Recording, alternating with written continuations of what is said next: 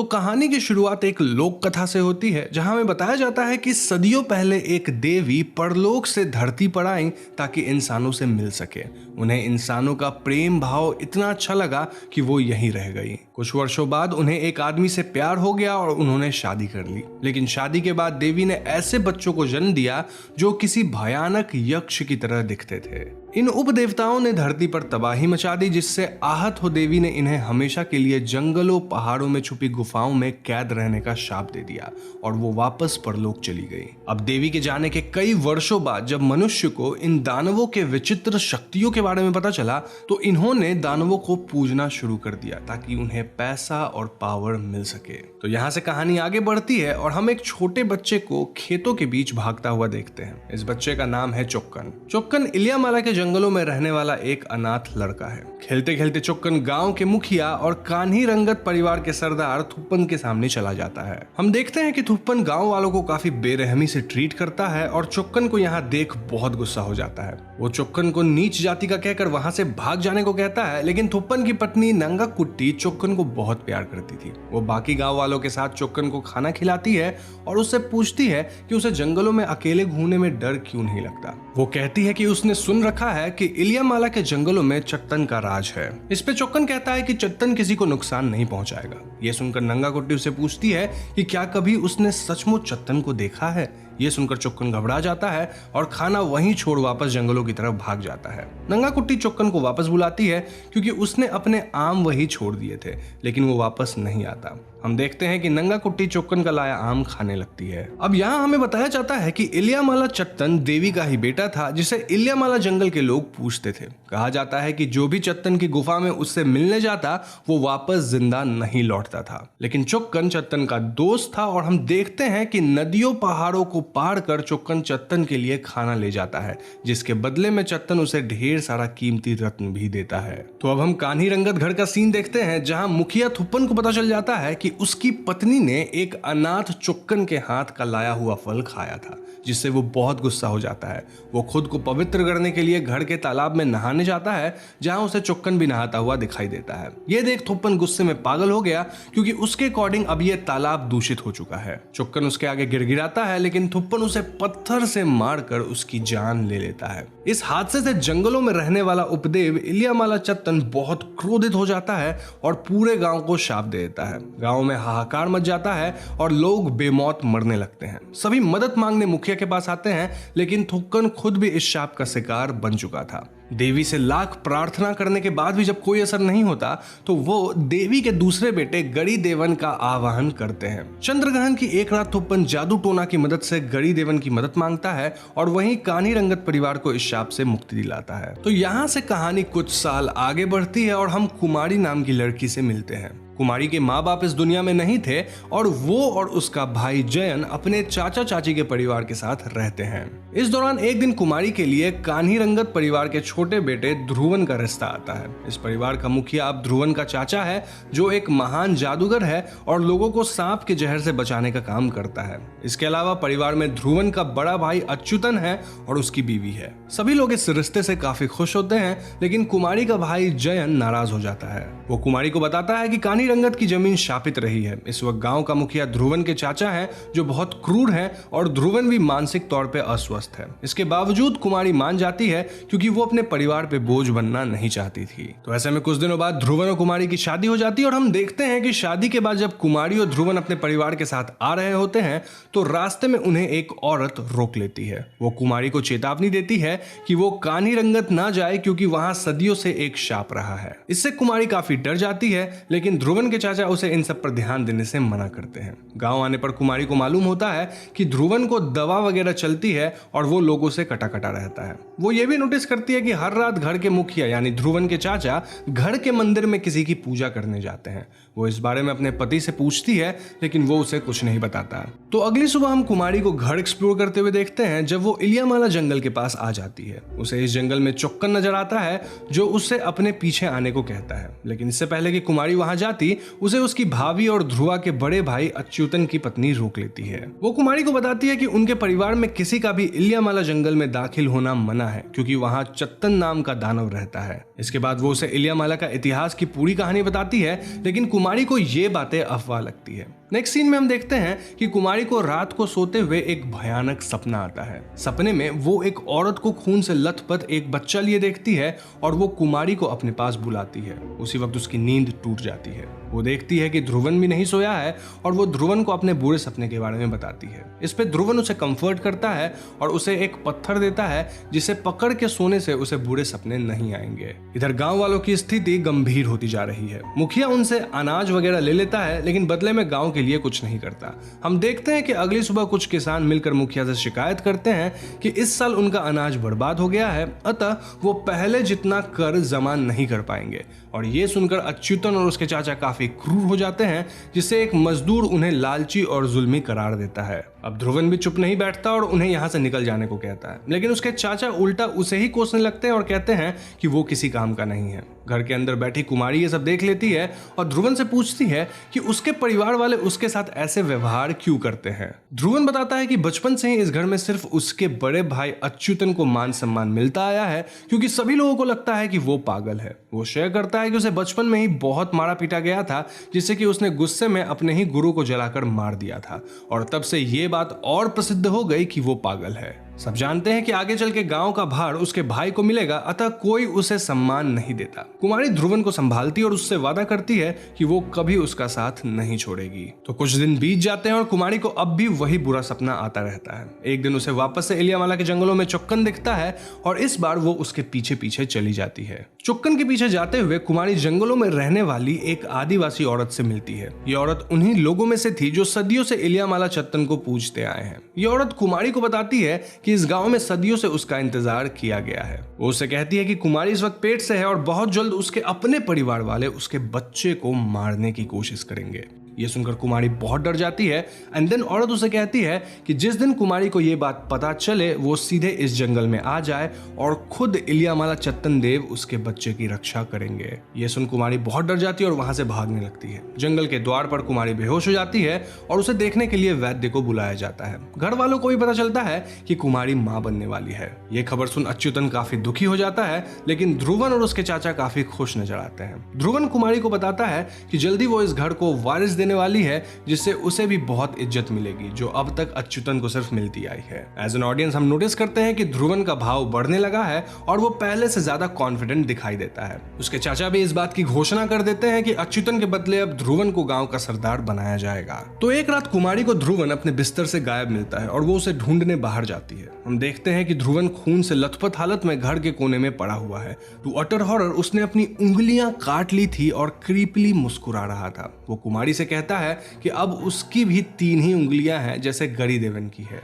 कुमारी बहुत घबरा जाती है और किसी तरह ध्रुवन को संभाला जाता है। इस इंसिडेंट के बाद ध्रुवन और अच्युतन में लड़ाई भी हो जाती है। अच्युतन गुस्सा होकर चला जाता है और हम उसे पारिजातम नाम की औरत के साथ देखते हैं। पारिजातम उसे समझाती है कि अगर उसे कानी रंगत पे कब्जा करना है तो उसे गरी देवन नहीं बल्कि इलियामाला चत्तन की पूजा करनी चाहिए, क्योंकि अब वही उसे ये हक दिलवा सकते हैं। तो अगले सीन में हम देखते हैं कि कुमारी अपनी भाभी से ध्रुवन के लिए माफी मांगती है, लेकिन भाभी उसे बताती है कि उसने जानबूझकर कभी अपना बच्चा नहीं किया, क्योंकि उसे मालूम है कि कानी रंगत खानदान के पहले वारिस के नसीब में क्या लिखा हुआ है। कुमारी कुछ समझ नहीं पाती, जिस पे अच्युतन की पत्नी उसे सालों पहले की पूरी घटना बताती है। वो कहती है कि जब अरसों पहले इस गांव पर इलियामाला चत्तन का शाप लगा था, तब थुप्पन ने गरी देवन की आह्वान की, लेकिन कानी रंगत को बचाने के बदले में गरी देवन ने इस परिवार के पहले संतान की बलि मांगी। थुप्पन की पत्नी नंगा कुट्टी की गोद देवी मां के कृपा से भरी थी, लेकिन खुद को बचाने के लिए थुप्पन ने अपने ही बेटे को सौंप दिया। फ्लैशबैक में हम देखते हैं कि गरी देवन उस छोटे बच्चे को खा जाता है,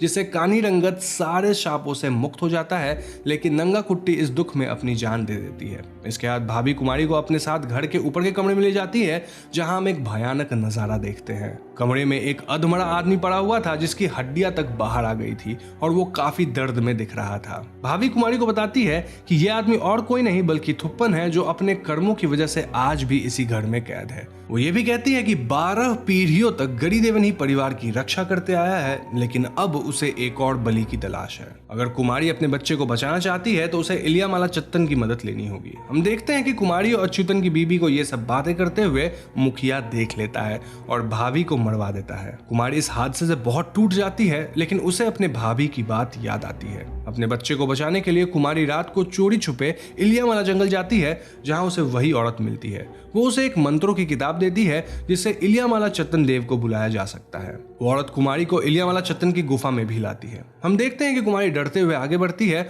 और कुछ ही देर में उसके सामने एक काली परछाई आ खड़ी होती है। ये परछाई कुमारी के कोख पे हाथ फेरती है और उसे वचन देती है कि उसके बच्चे को कुछ नहीं होगा। वो कुमारी को एक तरह का यंत्र भी देती है ताकि उसके बच्चे की रक्षा हो सके। गुफा से निकलने के बाद बूढ़ी औरत कुमारी से कहती है कि वो इस यंत्र को अपने घर में दफना दे और बाकी सब इलियामाला चत्तन पे छोड़ दे। ये औरत कुमारी को चेतावनी देती है कि यहाँ से सब कुछ बदलने वाला है, अतः वो तैयार रहे। तो कहानी अगले दिन पर आता है, जहां गांव में एक बार फिर चत्तन का शाप फैलने लगता है। गांव वाले बीमारियों से मर रहे हैं और सभी मदद मांगने मुखिया के पास आते हैं। मुखिया समझ चुका था कि ये सब इलियामाला चत्तन का काम है। वो गांव वालों को आश्वासन देता है कि उन्हें कुछ नहीं होगा और ध्रुवन को उनका नया सरदार घोषित कर देता है। सभी गांव वाले ध्रुवन के आगे झुक जाते हैं, जिससे ध्रुवन की खुशी का कोई ठिकाना नहीं रहता। मुखिया उसे समझाता है कि गांव वालों के इस डर का फायदा उन्हें उठाना चाहिए। अपने चाचा की तरह वो भी मजदूरों से बेरहमी से काम लेने में लग जाता है। ध्रुवन के चाचा उसे भी जादू टोना सिखाना शुरू कर देते हैं और दूसरी तरफ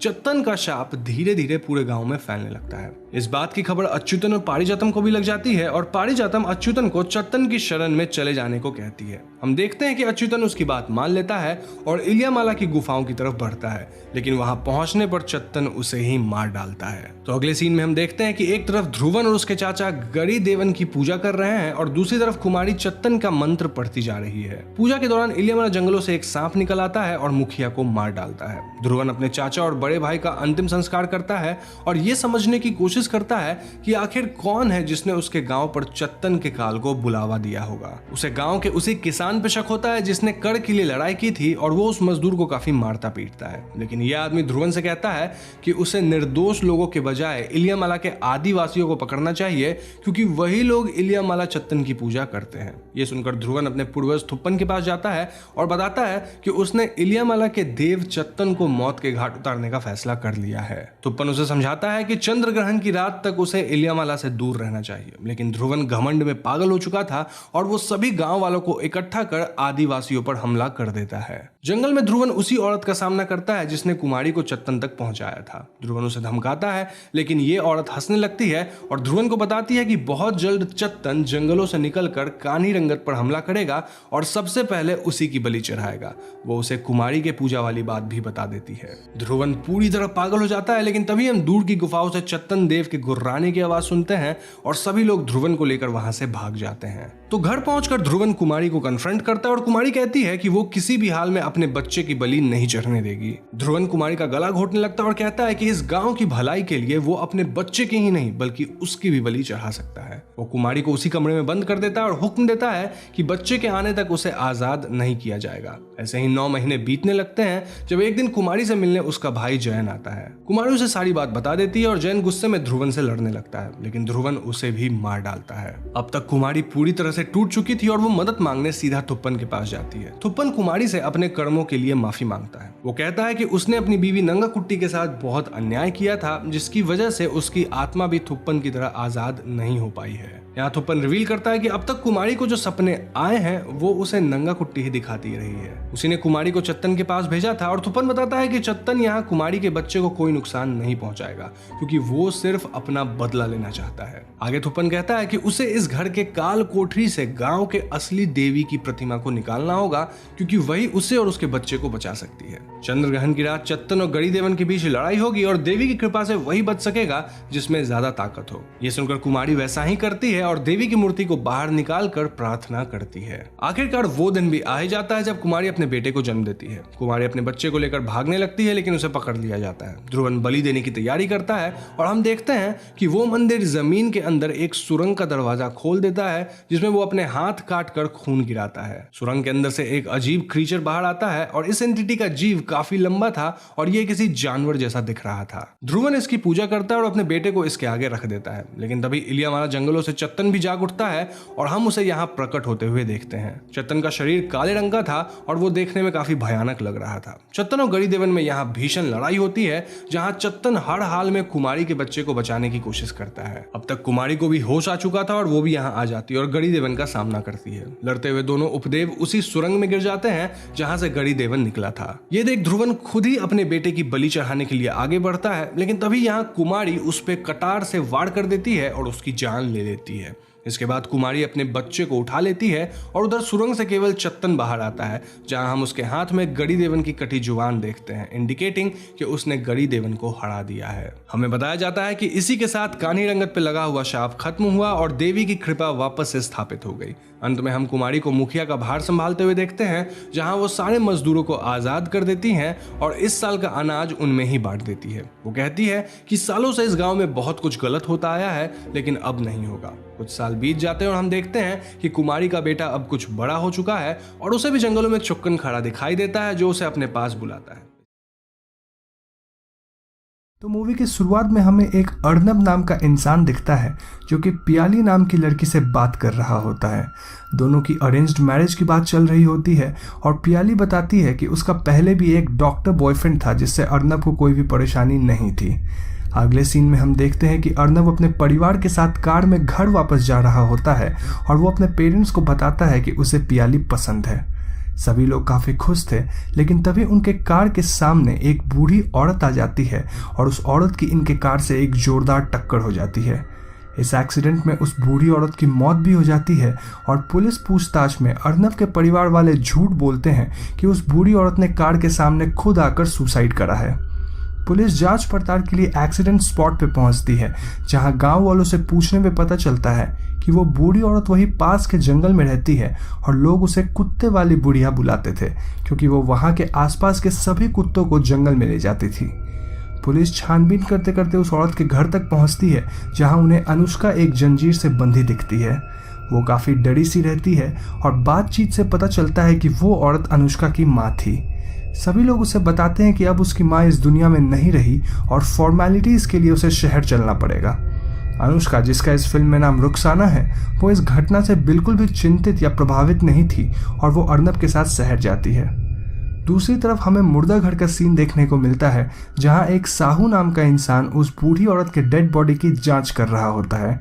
जांच के दौरान उस आदमी को उस मुर्दे के हाथ पर एक निशान दिखता है, जिससे वो बहुत ही ज्यादा डर जाता है और वो तुरंत बांग्लादेश में एक इंसान को फोन करता है। ये इंसान और कोई नहीं बल्कि रजत कपूर थे, जिनका इस मूवी में नाम कासिम अली है। साहू तुरंत ही कासिम साहब को बताता है कि उसने एक मुर्दे के हाथ पे औलाद चक्र का निशान देखा है, जिससे कासिम अली अचंभित रह जाते हैं। इसके बाद हमें कासिम अली के कुछ पुराने दिन देखने को मिलते हैं, जब वो किसी कयामत आंदोलन का हिस्सा थे। वहाँ वो हर उस औरत के नवजात शिशु को मार डालते थे जिसके हाथ पे औलाद चक्र का निशान होता था। ऐसे ही किसी प्रक्रिया के दौरान एक औरत कासिम अली के आंखों में अगरबत्ती घुसा देती है, जिससे उनकी एक आंख डैमेज हो जाती है और वो औरत अपने होने वाले बच्चे के साथ वहां से भाग निकलती है। वो औरत शायद यही कार एक्सीडेंट वाली बूढ़ी थी, जिसका पता कासिम अली को कई सालों बाद मिला था और उस औरत की होने वाली बच्ची अब बड़ी हो चुकी थी, जिसका नाम रुखसाना था। अब कासिम अली आखिर क्यों उन नवजात शिशु को मार डालते थे, इसका पता आपको इसी वीडियो के अंत में चलेगा। तो कहानी में दूसरी तरफ हम देखते हैं कि रुखसाना अपनी माँ के शरीर को लेने जाती है, जहाँ उसे वहाँ जल रहे अगरबत्तियों से बहुत ही प्रॉब्लम होती है। वो कहती है कि उसे अगरबत्तियों से डर लगता है और हम देखते हैं कि साहू रुखसाना पे कड़ी नज़र रख रहा था। इसके बाद अर्नब रुखसाना को अपने जंगल वाले घर तक छोड़ता है, जहां रुखसाना को अपनी मरी हुई माँ दिखती है। वो उसे अपने पास बुला रही थी और हमें किसी के जोर जोर से सांस लेने की आवाज़ भी सुनाई देती है। रुखसाना डर कर इधर उधर दौड़ती है और फिर अपने घर में भागकर छुप जाती है। अगले दिन हम देखते हैं कि कासिम अली उसी जंगल में कुछ लोगों के साथ रुखसाना को पकड़ने आते हैं, लेकिन रुखसाना वहां से भाग निकलती है। कासिम अली को वहां रुखसाना का एक बाल मिलता है, जिसे वो अपने पास संभाल कर रख लेते हैं। दूसरी तरफ रुखसाना भागकर अर्नब के घर पहुंचती है, जहां अर्नब उसे अपने घर के बिस्तर के नीचे पाता है। रुखसाना डरते हुए बोलती है कि कुछ लोग उसे मारने आए थे और वो उन लोगों को पहचानती नहीं है। उसका यह भी कहना था कि उनमें से एक इंसान को उसने बचपन में देखा था और वो तब से उसे मारने की कोशिश कर रहा है। वो इंसान और कोई नहीं बल्कि कासिम अली थे। इसके अलावा रुखसाना इतनी दूर से पैदल ही दौड़ कर आई थी जिससे उसके पाँव लहूलुहान थे और अर्नब उसे एक दिन के लिए अपने घर पर रुकने की इजाज़त दे देता है। अर्नब कहता है कि वो उसे अगले दिन किसी आश्रम में छोड़ के आएगा, लेकिन रुखसाना को घर छोड़ के जाने का मन नहीं था। अगले दिन जब अर्नब रुखसाना को आश्रम छोड़ने जाता है तो वहाँ की बुरी हालत को देखकर वो डिसाइड करता है कि रुखसाना को कुछ और दिन अपने घर में ही रखेगा। वहाँ रहते रहते रुखसाना अर्नब के काफ़ी करीब आ जाती है और वो अर्नब को सच में प्यार करने लगती है। उसे पियाली का अर्नब को कॉल आना बिल्कुल पसंद नहीं था और वो कुछ अच्छी पेंटिंग्स भी बनाती थी। यहाँ एक अजीब बात यह थी कि रुखसाना को शहर के कोई भी तौर तरीके नहीं आते थे। जैसे कभी कभी वो कचरे में से खाना निकाल कर खाने लगती थी और उसे टीवी में कार्टून देखना बहुत पसंद था। इन सब के अलावा उसे हमेशा एक नेल कटर चाहिए होता था ताकि वो अपने नाखून को रोज काट सके। एक बार जब अर्नब ने उसकी नेल कटर को छुपा दिया तो उसने अपने हाथ और पाँव के नाखून को एक धारदार चाकू से काट डाला, जिससे वह बुरी तरह से लहूलुहान हो गई। इन सब के अलावा घर में अजीबोगरीब घटनाएं भी हो रही थी। जैसे जब भी अर्नब ऑफिस के लिए जाता था तो रुखसाना को अजीबोगरीब आवाज़ें सुनाई देती थी और वो खुद को ही अलग अलग डरावने रूप में देखती थी। एक रात रुखसाना को पेट में बहुत जोर दर्द होता है और वो अर्नब को अपने पास से दूर भगाती है। ठीक उसी रात हम देखते हैं कि रुखसाना घर के बालकनी से नीचे किसी अलग प्राणी की तरह कूद कूद कर जाती है और उस सोसाइटी के एक कुत्ते को काट कर जान से मार डालती है। इस दृश्य से हमें साफ पता चलता है कि रुखसाना इंसान नहीं बल्कि कुछ और प्राणी थी और वो बहुत ज़्यादा ताकतवर भी थी। दूसरी तरफ कासिम अली किसी औरत के पास जाते हैं जो कि एक जंजीर से बंधी थी। उसके वहाँ जाते ही औरत का रूप बदल जाता है और वो बहुत ही अजीब दिखने लगती है। कासिम अली उस औरत को रुखसाना का बाल देकर उसका पता पूछते हैं और वो औरत उस बाल को सूंघकर कुछ अजीबोगरीब बात बोलती है। वो बोलती है कि बाहर आई है उस पे और वो अपना मकसद पूरा करके रहेगी। वो ये भी बताती है कि रुखसाना किसी लड़के के साथ है और वो उसके घर का पता कासिम अली को देती है। इसके ठीक अगले दिन कासिम अली और साहू अर्नब के सोसाइटी पहुंचते हैं और वो बताते हैं कि उसके घर पे जो लड़की है वो इंसान नहीं बल्कि इफ्रित की बेटी है। जी हाँ, वो ये भी कहते हैं कि वो आपके साथ संबंध बनाकर बच्चे पैदा करने की कोशिश करेगी ताकि अपने जनजाति को आगे बढ़ा सके। अर्नब इन बातों में भरोसा नहीं करता है और वो कासिम अली को अपने सोसाइटी से बाहर निकलवा देता है। उसी रात साहू अर्नब का पीछा कर रहा होता है और उन दोनों के बीच मुठभेड़ होती है। इस मुठभेड़ में अर्नब के सर पे चोट लग जाती है और वो खून से लथपथ घर पहुंचता है। वो रुखसाना को सारी बातें बताता है और वो बोलता है कि उस मुर्दे घर वाले इंसान ने उसे मारा है। इसके बाद हमें रुखसाना का असली रूप देखने को मिलता है। अर्नब के सोने के बाद वो उस मुर्दे घर में जाती है और साहू को जान से मार डालती है। वो बिल्कुल एक जानवर की तरह इधर से उधर कूदती है और सुबह होने से पहले घर वापस आकर अर्नब के पास बड़े प्यार से बैठी होती है। उसी दिन अर्नब के घर पे उसकी होने वाली पत्नी पियाली आती है और वो रुखसाना को वहां देख लेती है। वो गुस्सा होकर वहां से चली जाती है, जिससे अर्नब बहुत ही ज़्यादा टेंशन में आ जाता है। टेंशन में वो रुखसाना को घर से बाहर जाने बोलता है और तभी वो चिल्लाकर उसकी गर्दन पकड़कर हवा में उठा देती है। इससे अर्नब बहुत ज़्यादा डर जाता है और रुखसाना बार बार उससे इस हरकत के लिए माफ़ी मांगती है। वो घर से बाहर निकलकर कासिम अली पे रिसर्च करता है और इस रिसर्च में उसे जो बातें पता चलती है उससे उसके होश उड़ जाते हैं। असल में रुखसाना इफ्रित की बेटी थी। जी हाँ, ये बात सन 1990 की थी जब बांग्लादेश के सातखेड़े डिस्ट्रिक्ट में कई लोग जवान लड़कियों का अपहरण करके उन पे काला जादू करते थे। इन प्रक्रिया में इफ्रित इन लड़कियों को प्रेग्नेंट बना देता था जिससे उसकी औलाद हमारी दुनिया में आ सके। इफ्रित का सिर्फ एक मकसद था कि वो अपनी जनजाति को और भी आगे बढ़ाए और इंसानों के साथ संबंध बनाकर अपने जैसे और भी प्राणी पैदा कर सके। जो लड़कियां इफ्रित के साथ संबंध बनाती थी उनके हाथ पे औलाद चक्र का निशान बनाया जाता था। यह प्रक्रिया इतनी ज़्यादा बढ़ गई थी कि वहाँ इस सब के खिलाफ एक आंदोलन शुरू हुआ जिसको कासिम अली ने शुरू किया था। कासिम अली ढाका यूनिवर्सिटी में एक प्रोफेसर थे और वो इफ्रित की जनजाति को जड़ से ख़त्म करना चाहते थे। इस आंदोलन को क़यामत आंदोलन के नाम से जाना गया और इसमें काम करने वाले लोग औलाद चक्र वाले औरतों के बच्चों को जन्म के वक्त ही मार डालते थे। इनके हाथ से सिर्फ एक ही औरत बचकर निकल गई थी जिसने कासिम अली का आंख भी फोड़ डाला था और उसकी और इफ्रित की बेटी ही रुखसाना थी। ये प्राणी इंसान की तरह दिखते थे और इनके अंदर इंसान से कई गुना ज़्यादा ताकत होती है। इनके नाखून बहुत जल्दी बढ़ जाते हैं और इंसानों से संबंध बनाने के बाद इनको 1 महीने में ही बच्चा हो जाता है। इनके बच्चे को सर्जिकल कॉर्ड और नाभि नहीं होती और इनके अंदर जहर भी होता है। अगर ये हर महीने अपने अंदर के जहर को शिकार करके नहीं निकाले तो वो खुद ही मर जाएंगे। इसलिए रुखसाना को एक दिन पेट में बहुत तेज दर्द हुआ था और उसी रात उसने एक कुत्ते को जान से मार डाला था। अब जबकि अर्नब को सब पता चल चुका था, वो घर पे बहुत ही उदास होकर वापस लौटता है और रुखसाना फिर से उससे माफ़ी मांगने लगती है। वो उसे बताती है कि उसके पेट में अर्नब का बच्चा है, जिससे अर्नब को शौक लगता है। वो रुखसाना को जंजीर से बांध देता है और फिर कासिम अली को वहाँ बुला लेता है। कासिम अली रुखसाना को बहुत मारते हैं और उसे बहुत ही ज़्यादा तड़पाते हैं। रुखसाना मदद के लिए चिल्लाती रह जाती है, लेकिन अर्नब उसे वहाँ छोड़कर अपने माँ बाप के घर चला जाता है। वो वहाँ डिप्रेस्ड हो जाता है और उसके माँ बाप को लगता है कि ये सब पियाली की वजह से हुआ है। वो 3 हफ्ते तक घर से बाहर नहीं आता और एक दिन पियाली उससे मिलने आती है। वो उसे ये सब नाटक बंद करने को बोलती है और तभी वो पियाली को रुखसाना के बारे में सब कुछ सच सच बताता है। वो बोलता है कि रुखसाना से बड़ा जानवर तो वो खुद है, क्योंकि उसने रुखसाना को मरने के लिए वहीं छोड़ दिया, जबकि रुखसाना उससे प्यार करती थी और उसके पेट में अर्नब का बच्चा भी था। पियाली भी अर्नब को अपनी ज़िंदगी की कुछ कहानी सुनाती है और वो उसे रुखसाना की मदद करने को बोलती है। अर्नब फौरन वापस अपने पुराने फ्लैट में जाता है, लेकिन वहाँ का नज़ारा कुछ अलग ही था। रुखसाना वहाँ से भाग निकली थी और वहाँ उस पर नज़र रखने वाले बंदों को फांसी पे लटका चुकी थी। अब वो कासिम अली के घर पहुँचती है और वो उसका भी गर्दन तोड़कर उसे जान से मार डालती है।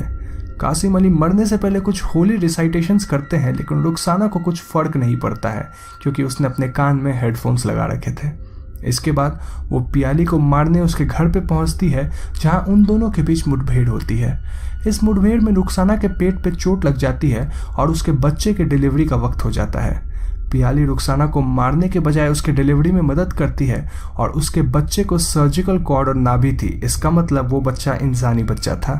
रुखसाना उस बच्चे को वहीं छोड़ देती है और जब तक अर्नब पियाली के घर पहुंचता वो वहां से जा चुकी थी। अर्नब रुखसाना को खोजते हुए वापस उसी जंगल में जाता है और वहां उससे माफ़ी मांगता है। वो बोलती है कि उनका बच्चा इफ्रित नहीं है और ऐसा शायद रुखसाना का अर्नब के लिए प्यार की वजह से ही हो पाया।